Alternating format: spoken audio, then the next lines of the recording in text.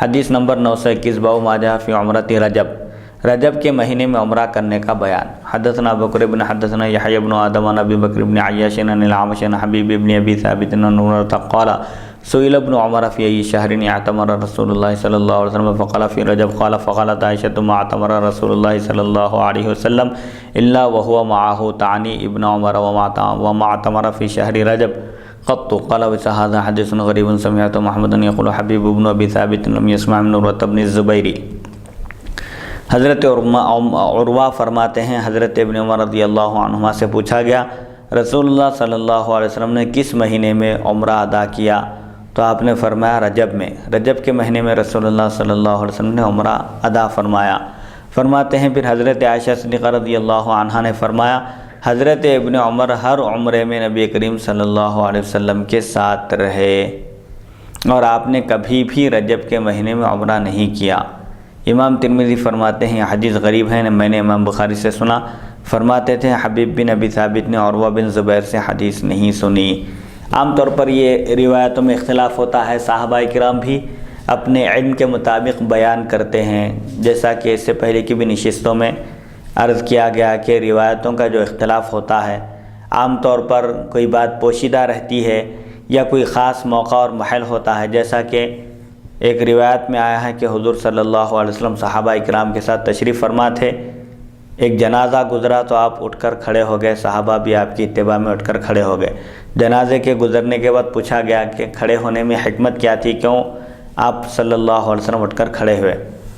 تو اب حضور صلی اللہ علیہ وسلم نے فرمایا کہ وہ ایک یہودی کا جنازہ تھا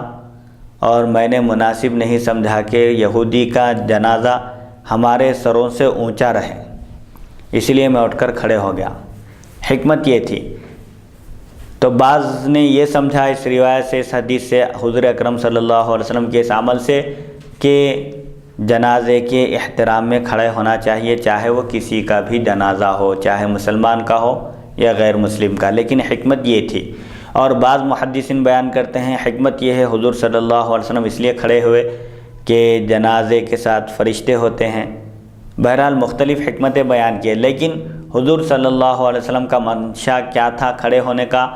یہودی کا جنازہ تھا اور مسلمانوں کے سروں سے اونچا ہو کر گزرے، آپ نے اس کو پسند نہیں فرمایا، اس لیے کھڑے ہو گئے۔ تو روایتوں میں جو اختلاف ہوتا ہے، کبھی دیکھنے والے صرف اس عمل کو دیکھتے ہیں اور بیان کر دیتے ہیں، اس کی حکمت کیا ہے معلوم نہیں ہوتی۔ ایسے ہی حضور صلی اللہ علیہ وسلم ایک مرتبہ ارشاد فرمایا کہ ان المیت لا يعذب ببکاء اہلہ علیہ، یقیناً میت کو عذاب دیا جاتا ہے اس کے گھر والوں کے اس پر رونے کی وجہ سے۔ تو حضرت ابن عمر رضی اللہ عنہما یہ روایت کرتے تھے، تو حضرت عائشہ صدیقہ رضی اللہ عنہا نے فرمایا اللہ تعالیٰ ابن عمر پر رحم فرمائے، انہوں نے حدیث کے مفہوم پر غور نہیں کیا۔ کیوں؟ حضور صلی اللہ علیہ وسلم یہ کس موقع پر فرمائے تھے؟ ایک یہودی مر گیا تھا، اس کے اہل و عیال اس پر رو رہے تھے، تو حضور نے یہ ارشاد فرمایا تھا کہ یہودی مر گیا، ایک یہودی عورت مر گئی تھی، اس موقع پر حضور صلی اللہ علیہ وسلم نے یہ ارشاد فرمایا تھا۔ ورنہ عام طور پر دوسرے کے گناہ کی سزا، جو گناہ کیا ہے اسی کو سزا دی جائے گی، یہ شرعی قانون بھی ہے اور حکمت کے عین مطابق بھی ہے۔ اللہ تعالیٰ فرماتا ہے وَلَا تَزِرُ وَازِرَةٌ وِزْرَ أُخْرَىٰ، کسی دوسرے نفس کا بوجھ کوئی دوسرا نفس نہیں اٹھائے گا، یعنی جو گناہ کرے گا اسی کو سزا دی جائے گی، کسی کے گناہ کی سزا کسی دوسرے کو نہیں دی جائے گی۔ تو عام طور پر صحابہ کرام کی جو کوشش ہوتی تھی اور ان کی جو فکر ہوتی تھی حضور صلی اللہ علیہ وسلم کے ہر ارشاد کو بعینہ نقل کرنے کی ان کی فکر ہوتی تھی، اسی وجہ سے روایتوں میں اختلاف ہوتا ہے۔ اور جو مزاج شناس صحابہ ہوتے تھے، سیاق اور سباق کو دیکھتے تھے، بیک گراؤنڈ کو دیکھتے تھے اور موقع اور محل کو لوگ اچھی طرح غور کرتے تھے، وہ لوگ کہتے تھے کہ یہ اس موقع پر حضور صلی اللہ علیہ وسلم نے ارشاد فرمایا اور یہ موقع تھا۔ اب چونکہ وہ بات نہیں رہی اس لیے یہ حکم اب باقی نہ رہا۔ اس طرح صحابہ اکرام تطبیق دیا کرتے تھے، جیسا کہ آگ پر پکی ہوئی چیز کے کھانے سے وضو کا بھی ترمذی شریف میں ذکر گزرا کہ حضور صلی اللہ علیہ وسلم نے فرمایا کہ جو چیز آگ پر پکائی جائے اور اس کو تناول کیا جائے تو دوبارہ وضو کیا جائے۔ لیکن حضور صلی اللہ علیہ وسلم کا آخری عمل یہ تھا کہ آپ نے آگ پر پکی ہوئی چیز تناول فرمانے کے بعد وضو نہیں فرمایا،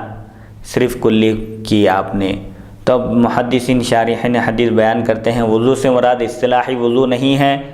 بلکہ وضو لغوی مراد ہے، اور وہ ہے کلی کرنا، یا یہ معنی ہے کہ وضو کرنا چاہیے، مستحب ہے، فرض یا واجب نہیں ہے۔ اور اس کی ایک عقلی دلیل یہ دیتے ہیں کہ آگ پر پکی ہوئی چیز کے کھانے سے وضو نہیں ٹوٹتا۔ اس کی عقلی دلیل یہ ہے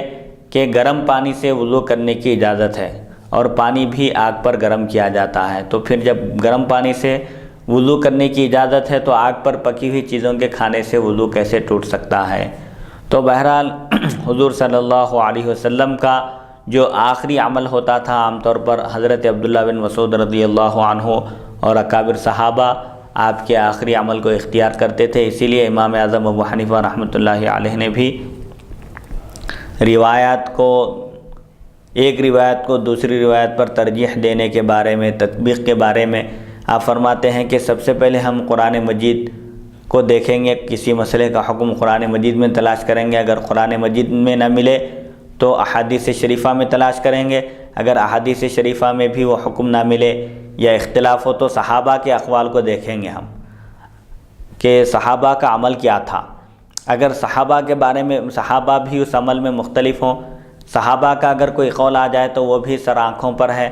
ہم وہاں پر اجتہاد نہیں کریں گے، قیاس نہیں کریں گے۔ البتہ اگر تابعین کا مسئلہ ہو تو چونکہ وہ بھی مجتہد ہیں، ہم بھی مجتہد ہیں، ہم تابعین کے اقوال کو لینے کے پابند نہیں ہیں، ہم وہاں اجتہاد کریں گے، قرآن اور حدیث کی روشنی میں مسئلے کا حل تلاش کر کے پیش کریں گے۔ تو بہرحال حضرت عائشہ صدیقہ رضی اللہ عنہا فرماتی ہیں ابن عمر رضی اللہ عنہما ہر عمرے میں رسول اللہ صلی اللہ علیہ وسلم کے ساتھ رہے، جبکہ رسول اللہ صلی اللہ علیہ وسلم نے رجب میں عمرہ کیا ہی نہیں۔ بہرحال عمرے کا کوئی وقت مقرر نہیں ہے، پورے سال میں کبھی بھی عمرہ کیا جا سکتا ہے۔ جیسے روزوں کے لیے سال میں 5 دن چھوڑ کر کبھی بھی روزے رکھے جا سکتے ہیں، البتہ 5 دن